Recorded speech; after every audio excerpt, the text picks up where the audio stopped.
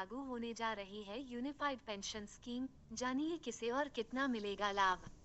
UPS के तहत अब केंद्रीय कर्मचारियों को एक निश्चित पेंशन दिया जाएगा, जो लास्ट 12 महीने की एवरेज बेसिक सैलरी का 50% होगा। कर्मचारी को ये पेंशन पाने के लिए कम से कम 25 साल तक सर्विस करनी होगी। केंद्र सरकार ने राष्ट्रीय पेंशन सिस्टम एनपीएस के ऑप्शन के तौर पर यूनिफाइड पेंशन स्कीम यूपीएस शुरू की है। 24 जनवरी को इस स्कीम का आधिकारिक ऐलान हुआ था। इस योजना को 1 अप्रैल 2025 से लागू किया जाएगा।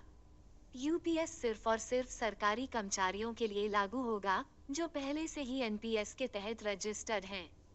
सरकारी कर्मचारियों के पास विकल्प होगा कि वे एनपीएस या अप्स में से किसी एक को चुन सकते हैं। वित्त मंत्रालय ने कहा है कि एनपीएस के तहत पात्र केंद्रीय सरकारी कर्मचारियों के पास अब एनपीएस के तहत यूनिफाइड पेंशन योजना में स्विच करने का विकल्प है।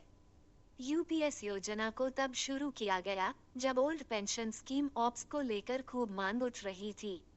ओल्ड पेंशन स्कीम में रिटायर्ड कर्मचारियों को उनके वेतन का 50% पेंशन के तौर दिया जाता था। क्या है unified pension scheme UPS? UPS के तहत अब केंद्रीय कर्मचारियों को एक निश्चित पेंशन दिया जाएगा, जो लास्ट 12 महीने की एवरेज बेसिक सैलरी का 50% होगा। कर्मचारी को ये पेंशन पाने के लिए कम से कम 25 साल तक सर्विस करनी होगी।